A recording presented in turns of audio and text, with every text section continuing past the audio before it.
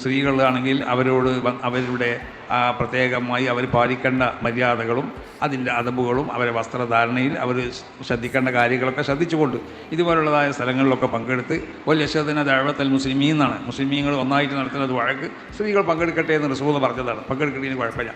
ആ മുസ്ലിമീങ്ങൾ നടത്തുന്ന ദുആ സമ്മേളനങ്ങളിലും ഇതുപോലുള്ള സ്ഥലത്തൊക്കെ അവർക്ക് പങ്കെടുക്കാം. പക്ഷേ പങ്കെടുക്കുമ്പോൾ അവരെ ആ മാന്യത സംരക്ഷിക്കപ്പെടണം, അവരെ സുരക്ഷിതത്വം അവർ ഉറപ്പാക്കണം. അവർ ധരിക്കുന്നത് പോലെ അവർക്ക് ശരഈയായ നിലക്ക് കൽപ്പിക്കപ്പെട്ട വസ്ത്രങ്ങൾ ധരിച്ചുകൊണ്ടാവണം. ഈ കാര്യങ്ങളൊക്കെ പ്രത്യേകം ശ്രദ്ധിച്ചുകൊണ്ട് സ്ത്രീകൾ എന്താവണം, ഇതുപോലുള്ള സ്ഥലങ്ങളിൽ ഇത് ജുമാ ജമാഅത്തിന് പോകുന്നത് പോലെയല്ല. അതും ഇതും തമ്മിൽ വ്യത്യാസമുണ്ട്. ജുമാ ജമാഅത്ത് ഇപ്പോൾ സ്ത്രീകളെ സംബന്ധിച്ചിടത്തോളം അവർ വീട്ടിൽ നിസ്കരിച്ചാൽ മതി. പള്ളിയിൽ നിന്ന് ആണുങ്ങൾ വന്ന് നിസ്കരിക്കുന്ന കൂലികൾ വീട്ടിൽ നിസ്കരിച്ചാൽ അങ്ങനെ ഉണ്ടാവും.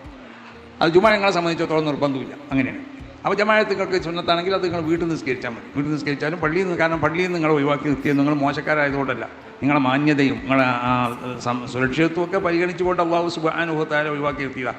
നേരത്തെ നിങ്ങൾ വരരുതെന്നും പറഞ്ഞില്ല അള്ളാഹു റസൂൽ. വളരെ ശാസ്ത്രീയമായ നിലക്ക് മനഃശാസ്ത്രപരമായ നിലക്കാണ് റസൂൽ നിരോധിച്ചത്. ഹദീസുകൾ പരിശോധിച്ച് നോക്കിയാൽ നമുക്ക് മനസ്സിലാവും. ഈ വിഷയത്തിൽ വന്ന ഹദീസുകൾ പരിശോധിച്ച് നോക്കിയാൽ സ്ത്രീകൾ അതിൽ നിന്ന് ഒഴിവാക്കി നിർത്തിയത് വളരെയധികം മനഃശാസ്ത്രപരം. സ്ത്രീകൾക്ക് ഒരു വേദന ഉണ്ടാവാൻ പാടില്ല. റസൂലിൻ്റെ കൽപ്പനയുടെ സ്വഭാവം അങ്ങനെയാണ്. ഒരു വേദനയും സ്ത്രീകൾക്ക് ഉണ്ടാവാൻ പാടില്ല.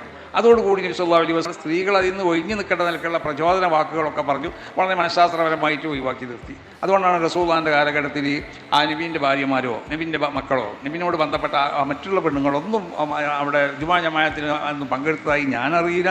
മഹാനാവുന്ന ഇമാം ഷാഫി തങ്ങൾ തന്നെ പറയാനുള്ള കാരണം. പിന്നെ ഏതെങ്കിലും അവിടെ നബീൻ്റെ അടുത്ത് ദീൻ പഠിക്കാൻ വന്ന പെണ്ണുങ്ങളൊക്കെ ചിലപ്പോൾ അവിടെ പങ്കെടുത്തിട്ടുണ്ടാവും. അപ്പോഴാണ് കുട്ടിക്കാർക്ക് ഇത് കേട്ടുതോ. അപ്പോൾ കരച്ചിൽ കേട്ടപ്പോൾ റസൂൽ വേഗം നിസ്കരിച്ചെന്നൊക്കെ പറഞ്ഞാൽ സാധാരണ പെണ്ണുങ്ങളെല്ലാം വന്ന് നിസ്കരിക്കുന്ന ഒരു പതിവോടുണ്ടെന്നല്ല അതിൻ്റെ അർത്ഥം.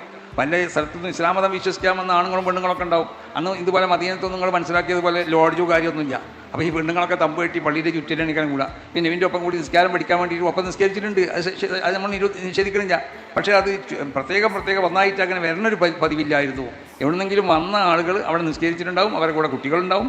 ആ കുട്ടികൾ കരഞ്ഞിട്ടുണ്ടാവും. റസൂൽ വേഗം നിസ്കാരത്തിൽ നിസ്കരിച്ച് അവസാനിപ്പിച്ചിട്ടുണ്ടാവും. കാരണം എന്തുകൊണ്ട് അപ്പോഴാണ് കുട്ടികളെ കരച്ചിൽ കേട്ട് നബി വേഗം നിസ്കരിച്ചു എന്നൊക്കെ പറയുന്നത്.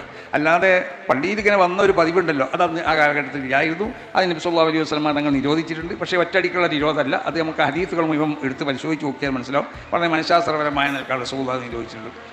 അപ്പോൾ ഏതായാലും സ്ത്രീകൾ അവർ പാലിക്കേണ്ട മര്യാദകളൊക്കെ പാലിച്ചുകൊണ്ട് സ്ത്രീകൾ പ്രത്യേകിച്ച് ശ്രദ്ധിക്കേണ്ട സംഗതികളൊക്കെ സ്ത്രീകളും ശ്രദ്ധിക്കണം, പുരുഷന്മാരൊക്കെ ശ്രദ്ധിക്കണം. ഇതൊക്കെ വളരെ കാലഘട്ടങ്ങളൊക്കെ വളരെയധികം മോശത്തിലേക്കാണ്.